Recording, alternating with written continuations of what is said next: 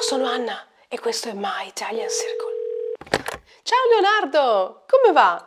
Ciao Anna, tutto bene, grazie. Ho stato molto impegnato con il lavoro. Sono organizzato una mostra a museo e sono fatto tutto io, come sempre. Come?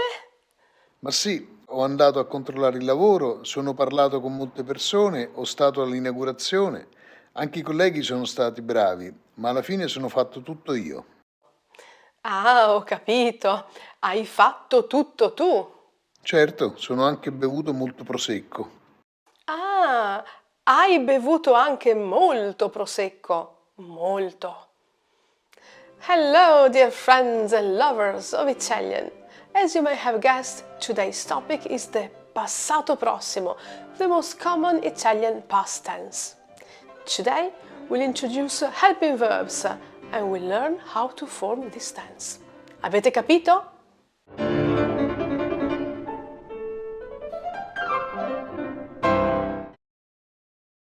Leonardo claims to have organized an exhibition at the museum all by himself.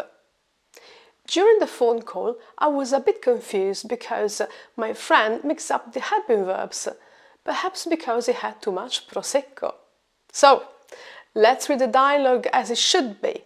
Pay attention to the helping verbs. Essere or avere. Ciao Anna, tutto bene, grazie. Sono stato molto impegnato con il lavoro, ho organizzato una mostra al museo e ho fatto tutto io, come sempre. Ma sì, sono andato a controllare il lavoro, ho parlato con molte persone, sono stato all'inaugurazione, anche i colleghi sono stati bravi, ma alla fine ho fatto tutto io. Certo, ho anche bevuto molto prosecco. The formation of the passato prossimo is not very difficult because in English there is a very similar tense, the present perfect, another compound tense. The problem is that in English the helping verb is always to have, whereas in Italian we sometimes use essere, to be, and sometimes avere, to have. When should we use one or the other? We answer this question in several of our videos, but we will soon publish a detailed grammar lesson on this topic. As always, don't worry. The key is practice.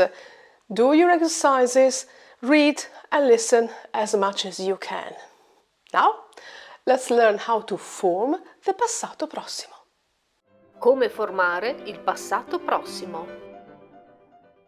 Osserva Leonardo. A cosa sta pensando? What is Leonardo thinking? La mostra? Ho fatto tutto io. The exhibition? I did it all by myself. The passato prossimo is formed with the present indicative of the verbs avere or essere and the past participle of the main verb. The past participle of most verbs is regular and is formed by replacing the infinitive endings are, ere, ire with ato, uto, ito, respectively. So, lavorare, lavorato. Vendere, venduto.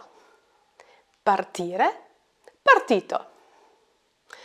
There are, however, many irregular past participles, like in English, after all.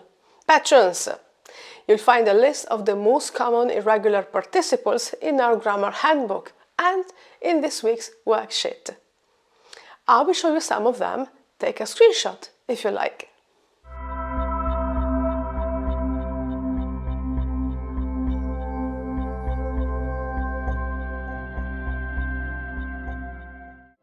Gli ausiliari essere e avere. We call avere and essere helping verbs, which means that they help the main verb to form a compound tense. They also tell us who performed the action expressed by the main verb, the person. Let's conjugate a verb with avere. Io ho mangiato. Tu hai mangiato. Lui or lei ha mangiato. Noi abbiamo mangiato. Voi avete mangiato.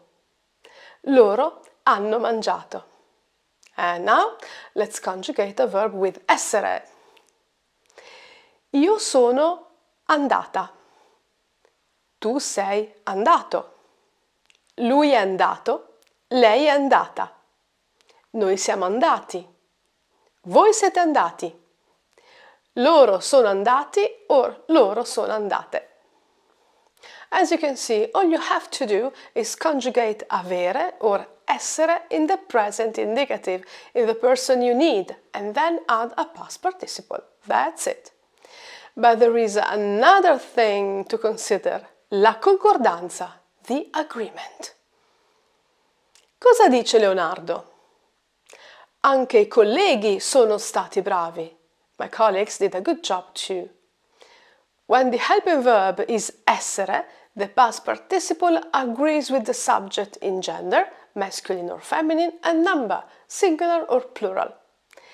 I colleghi sono stati bravi. In this case, masculine plural.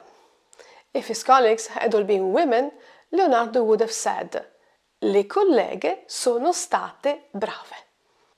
As you can see, also other parts of speech, such as articles and adjectives, agree with the subject. So I had to make more than just one change. Le colleghe sono state brave. If you have been following our channel, this should come as no surprise to you. The agreement is one of the main features of Italian and one of the trickiest ones. So take your time and review this topic if you have doubts. To wrap this up, let's conjugate the verb partire, to leave. Io sono partito. Tu sei partito. Lui è partito. Or lei è partita. Noi siamo partiti. Voi siete partiti.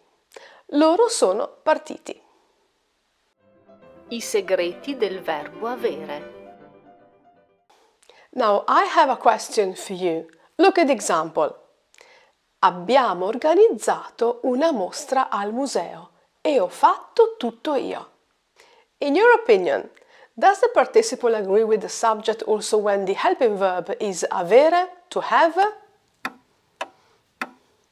And the answer is no. When the helping verb is avere, the past participle does not agree with the subject. Sandra e Viola sono partite. Agreement. But Sandra e Viola hanno mangiato una pasta asciutta. No agreement. Noi siamo arrivati ieri. Agreement. Noi abbiamo prenotato una stanza. No agreement. Match or ma, but there is a but. In some cases, the past participle can agree with the object when it's a pronoun placed before the verb. Don't run away screaming. I'll clarify with an example. Roberta, i colleghi ti hanno vista al museo di notte. Ti means you, object pronoun. The colleagues saw you, object, at the museum last night. Roberta is a woman, so the past participle is feminine singular, vista. Let's admire the beauty of the direct object pronoun placed immediately before the verb. Roberta, i colleghi ti hanno vista. Ragazzi, i colleghi ci hanno visti. Ragazze, i colleghi vi hanno viste. Now, the agreement is not mandatory here, so the following two sentences are both correct. Roberta, i colleghi ti hanno vista al museo di notte. Roberta, i colleghi ti hanno visto al museo di notte. Whatever sounds better to your ears. Now, this was easy. But we are made to do hard things, right? So here's an exception for you. When the object pronouns that come before the verb are lo, la, li, le, well, the agreement is mandatory even with the helping verb avere. Hai mai mangiato le tagliatelle al ragù? Certo, le ho mangiate ieri sera. E tu, hai mai mangiato i carciofi fritti? Ma sì, li hai cucinati tu sabato scorso. Today we looked at the formation of the passato prossimo. We saw that it is formed with the essere or avere in the present indicative, plus the past participle of the main verb. We also learned that the past participle agrees with the subject when the helping verb is essere, but not with avere. This is a lot of information to digest, so we will continue our lesson on the passato prossimo in future videos, which will be available very soon. Now, a very important thing, practice! Let's do some exercises to help you understand and remember. Let's form the past participle of these regular verbs together.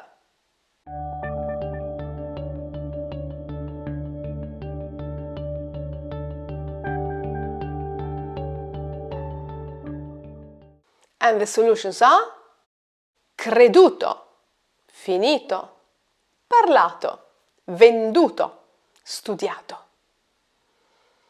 Now match these irregular past participles with the right infinitive.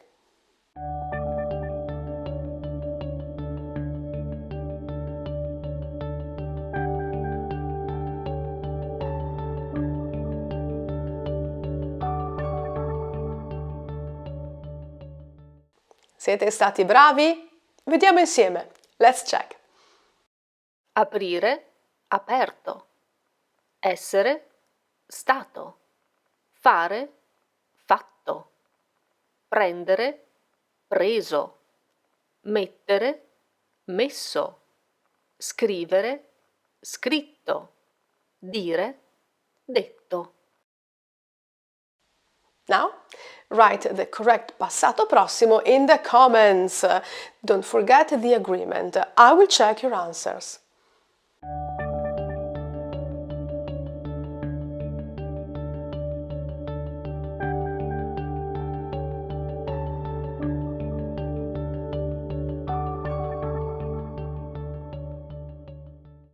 Here we are at the end of this lesson. As my friend Leonardo says, Iscrivetevi a questo canale. Patrons, scaricate i vostri esercizi e l'audio immersivo su Patreon. A presto!